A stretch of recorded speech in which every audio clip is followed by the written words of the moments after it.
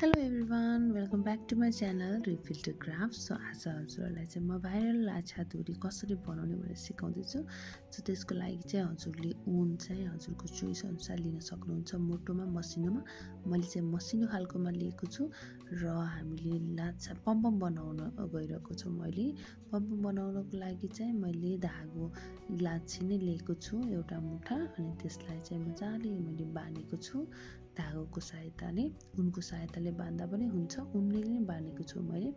यसरी गऱ्यो भने चाहिँ एकदमै छिटो र एकदमै सजिलो तरिकाले पम्पम बनाउन सकिन्छ।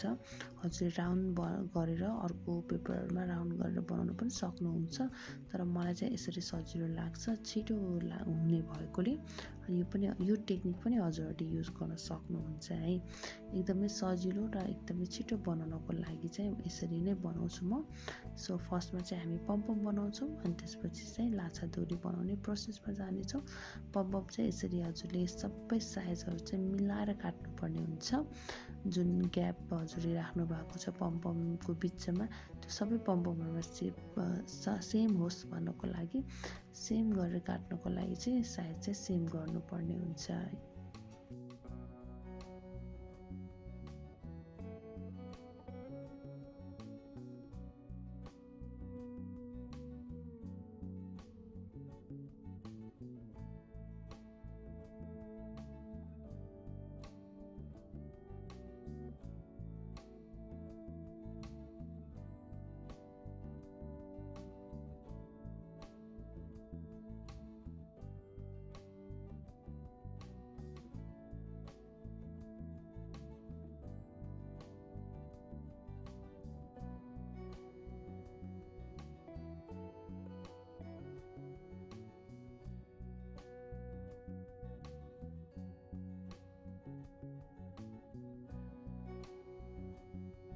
सो यो ऊनबाट चाहिँ मैले फुर्का बनाउन लागेको छु, अनि यो फुर्काको लम्बाइ चाहिँ 15 cm, या हजुरलाई इच्छा, हजुरको इच्छा अनुसार फुर्का कति लामो छोटो गर्न चाहनुहुन्छ त्यही अनुसार सबै इक्वल हुने गरी काट्नुपर्ने हुन्छ।